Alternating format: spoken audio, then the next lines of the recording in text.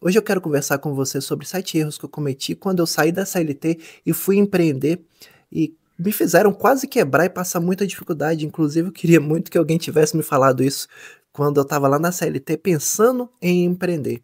Ia me poupar muita dificuldade. Se você gostar desse vídeo aqui, se inscreve no canal e aproveita para compartilhar com seus amigos, porque me ajuda muito, tá bom? Quanto mais inscritos aí, melhor, né? Vai ajudar meu trabalho. Então vamos lá. O primeiro erro que eu cometi aqui foi começar com pouca reserva de segurança. Para falar a verdade, eu comecei a empreender quando eu tinha 10 anos vendendo bala, depois eu dei algumas aulas de música quando eu era adolescente, mas ali pelos meus 22 anos eu entrei para a CLT e fiquei 5 anos trabalhando como CLT, mas resolvi que eu queria empreender, eu queria abrir uma escola de música, né? E um ano antes de eu pensar em abrir essa escola de música, eu comecei a pensar em como eu faria isso. E aí, uma das coisas que a gente pensa é sobre reserva de segurança, reserva de emergência e investimento, né? Foi ali que eu comecei a esquematizar essa história aqui. Só que eu contei em fazer uma quantia de dinheiro que me ajudasse a montar o negócio, né? Tivesse a estrutura que eu precisava. E eu pensei, eu vou ter ali uns 6 meses de reserva pessoal. Logo, vocês já conseguem calcular qual é a cagada que eu fiz aqui. Simplesmente eu calculei uma reserva pessoal da minha vida pessoal.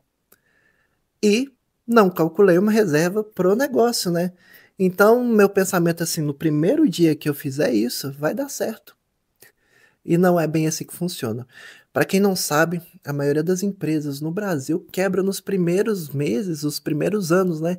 E quando você abre uma empresa, até você ficar conhecido no mercado, você ter seus clientes fixos, demora um tempo. E muitas das vezes essas empresas têm 6, 1 ano, 2 anos, 3 anos de prejuízo até conseguir chegar naquele valor que bate o investimento, certo?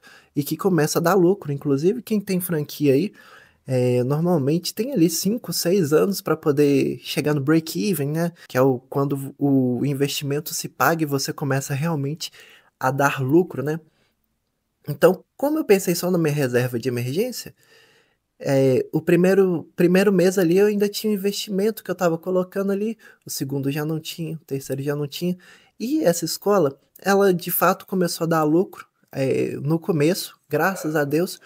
Porém, como eu era MEI, eu contava com o dinheiro que saía da escola também para poder me sustentar. E quando a reserva de emergência, que eu tinha feito pessoal acabou, eu comecei a entrar no negativo. Como tem ciclos em todo o negócio, essa escola começou a dar prejuízo também. Eu tive um grande problema e quase quebrei. Cheguei a ficar devendo 3 meses de aluguel do espaço da escola, 2 meses de aluguel na casa que eu morava. Passei dificuldade, não tinha às vezes nem o que comer, mas eu consegui sair dessa. Então, se eu tivesse feito uma reserva de emergência pro negócio também, seria muito interessante, teria me poupado muita coisa, mesmo porque eu só consegui estabilizar tanto o lucro da empresa quanto os meus gastos pessoais ali depois de um ano e meio de negócio. Eu devia ter me preparado para mais tempo. E o segundo erro aqui foi focar totalmente no produto e pouco em administração. Quando eu decidi abrir essa escola de música, eu comecei a focar em melhorar o produto, pensar no método, melhorar como professor, e você precisa realmente pensar em um produto muito bom que agrade o mercado. E eu também foquei muito em marketing, né? Comecei a estudar sobre marketing e tudo mais, isso lá em 2015, né?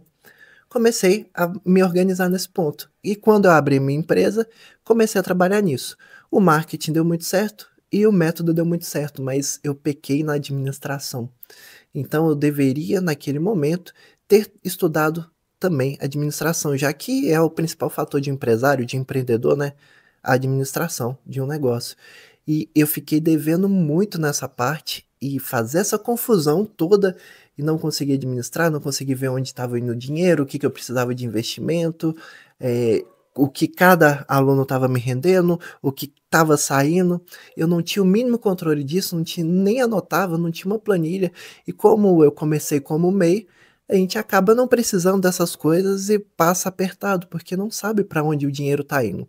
Então, Se você está pensando em empreender, eu te recomendo muito a estudar administração.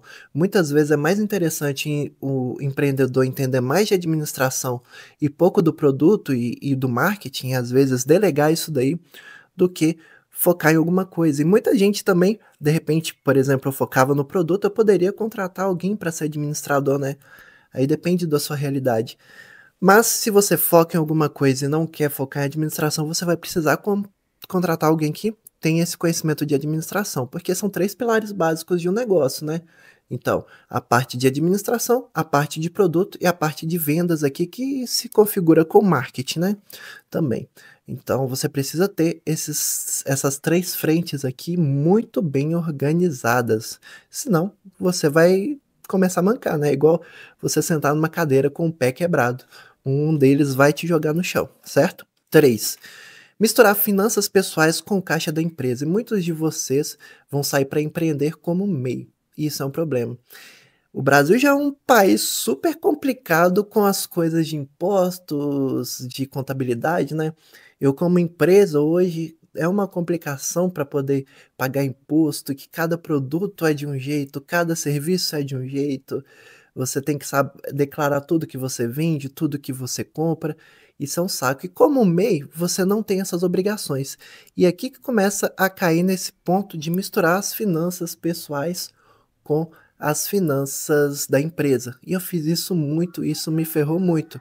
E desculpa por esse galo aí, quando eu dou play na câmera, ele começa a cantar e eu não vou parar por conta disso.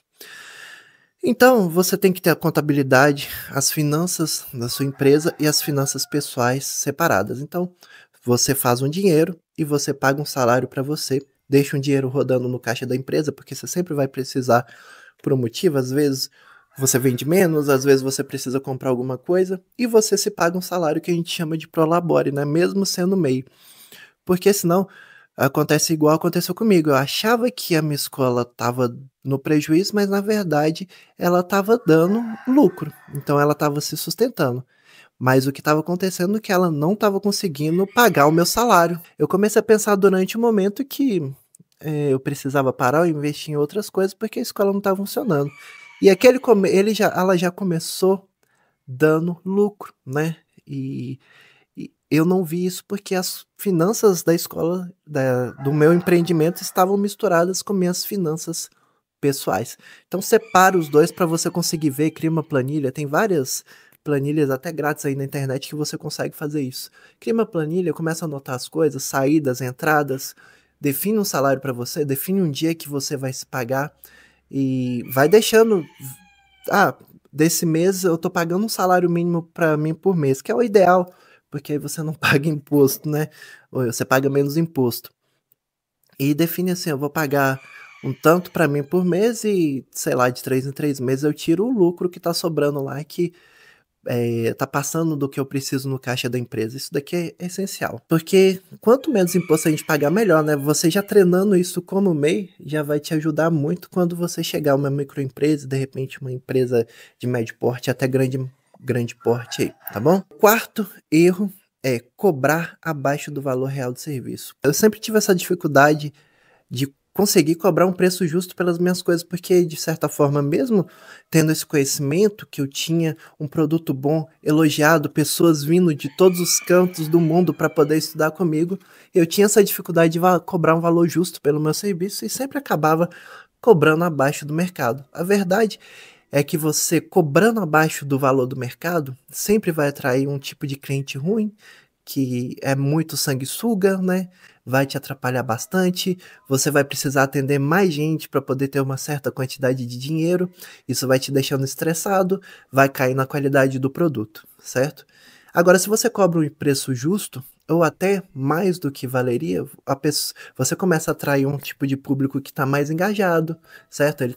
Como ele tem mais dinheiro para poder investir naquilo, ele vai dar mais valor, né? Você, às vezes, se você precisava atender 10 clientes para poder chegar no valor, um cliente mais caro já cobre todo esse valor, certo? Só que você não vai ter aquele monte de venda que você teria no valor baixo. Mas, às vezes, um cliente desse tipo já compensa. Então, se você tiver um valor justo, Além de aumentar seu valor percebido no mercado, as pessoas vão estar mais engajadas com você, com seu produto, e isso vai cobrir os seus gastos e muitas vezes vai te evitar até trabalhar muito. Então, cobrar um valor justo é super necessário, ok? Mesmo que você ainda não confie no seu trabalho tanto assim, é importante. É lógico que você não vai chegar no mercado cobrando o mesmo preço da melhor pessoa do Brasil, né? Isso é inviável. Realmente você vai ter que começar pequeno, mas aí deu certo, primeiro ele sobe, vai subindo aos poucos, até você chegar num valor que você acha justo e que as pessoas estão dispostas a pagar pelo que você vende, ok? Quinto erro que eu cometi, esse daqui foi muito ruim, que foi desvalorizar o próprio preço em momentos difíceis. Então, quando eu tinha uma época que, assim, que não estava vendendo tanto, que não estava tendo tanto cliente, eu costumava fazer a bendita da promoção. E quando você faz a bendita da promoção, você, primeiro, está sendo desonesto com as outras pessoas que pagaram mais caro para estar ali com você, né? Então você não está dando valor para elas. Você começa a atrair um tipo de público que não é legal e que muitas vezes esse público nem vai ficar muito tempo e é justamente esse público que faz avaliações ruins do seu trabalho. E depois ali você vai acostumar todo mundo que vem depois com aquele preço. Ah, se fulano paga isso, por que que eu não posso pagar também? Por que que para mim é mais caro? Isso vai gerando um problema no seu negócio. Então, respeite, entenda que existem ciclos de alta e ciclos de baixa. E se prepare nos ciclos de alta para poder, nos de baixa, não precisar fazer esse tipo de coisa aqui mesmo, porque senão você vai viciar os seus clientes e vai ser um problema. Quinto erro aqui, não respeitar os ciclos de mercado. Então você tem que entender que todo o negócio tem seus ciclos durante o ano. Então, tem o período que ele vende mais e o período que ele vende menos. Na escola, por exemplo, funcionava assim. Ali de janeiro a maio, eu vendia muito. Junho e julho caía. Para frente, ele já começava a entrar em baixa, uma baixa forte. Em dezembro, melhorava. Então, o que eu fazia? Eu pegava o dinheiro do começo do ciclo, gastava muito, chegava no período de baixa e entrava em dívida. Aí, no outro ano, eu acabava fazendo o mesmo ciclo, só que ao mesmo tempo eu tentava pagar as dívidas do ciclo anterior e eu comecei a embolar muito nisso. Fiz isso 1, 2, 3, 4 anos, sempre a mesma burrada. Então você precisa entender qual o ciclo do seu mercado. Por exemplo, ciclo de turismo. Vai ter alta nas férias, vai ter alta, de repente, no verão. Sei lá, se você mora perto de uma praia, ou se você mora num lugar frio, vai ter alta no inverno. Vende sorvete, verão vende muito, inverno vende pouco. Então você precisa entender o ciclo do seu mercado e se preparar. Quando está em alta, faz uma reserva boa para quando chegar no período de baixa, você conseguir sair sem nenhuma dívida e sair de uma forma legal, né? Sem descabelar aí ou ficar tentando resolver, tapar buraco, né? Isso daí é bem importante. E o sétimo erro aqui é dispersar o foco em vários projetos. Então, quando tinha esses casos pontuais que dava aquela baixa e eu estava sem dinheiro, e até no momento que eu comecei a empreender, que eu entrei em prejuízo, né?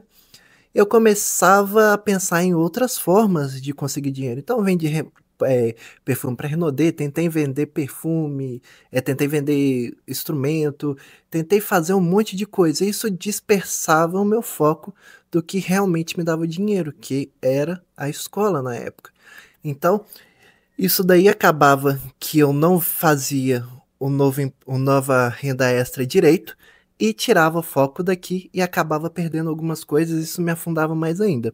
Então, se você vai fazer um negócio, enquanto ele não está caminhando por conta própria, não está seguindo ali, ou principalmente se ele depende de você, você dispersar muito o foco é um problema. Por exemplo, eu tenho meu negócio principal hoje, eu não tenho escola mais porque não valia mais a pena, já estava muito online para poder ir atendendo o mundo todo para poder ter uma escola num bairro. Então eu fechei a escola, vim trabalhar em casa e segui dessa forma, né? Trabalhando dessa forma. Então, enquanto essa renda principal, esse canal onde eu ensino música, não estava andando sozinho, não precisava tanto da minha atenção, que eu conseguia organizar de uma forma que ele caminha sozinho, eu não abri outra coisa. Então, eu só abri esse projeto aqui a partir do momento que lá estava funcionando, que meus outros projetos estavam caminhando, sem depender totalmente de mim, e já tinha uma autonomia.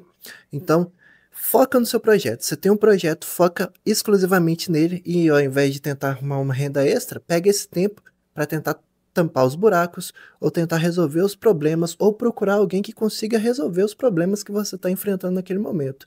É muito mais útil que você faça dessa forma. Se você quer uma renda extra por um outro negócio, invista em outros negócios. Hoje você pode ser sócio, por exemplo, da Copasa, da Petrobras, sei lá, da Vale, empresas que andam sozinho. Você investe um dinheiro lá, eles vão te pagar parte do lucro. Muitas vezes, fundo imobiliário, essas coisas. Então pensa de forma inteligente, foca no seu negócio. Se você quiser expandir, diversificar, foca em coisas que já estão andando, investimentos servem para isso, ok? Então, isso daqui foram 7 erros que eu cometi, eu queria que as pessoas tivessem me falado antes, e se você gostou, se inscreve no canal, compartilha com seus amigos e deixa a sua experiência aqui também nos comentários, existe algum erro que eu não falei aqui? Deixa aí, tá bom? E deixa um like também, ok? Tem uma playlist bem legal aqui que vai te ajudar, vou deixar por aqui também, esse vídeo que tá aparecendo aqui também vai te ajudar, tá bom? Muito obrigado por tudo e falou!